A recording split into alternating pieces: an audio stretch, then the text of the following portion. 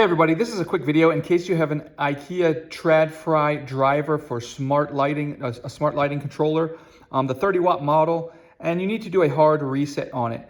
Now you might need to do a hard reset on this for a variety of reasons. If it's not connecting or not syncing with the app or with the lights or anything like that, this is a good step in troubleshooting and it's pretty easy to do.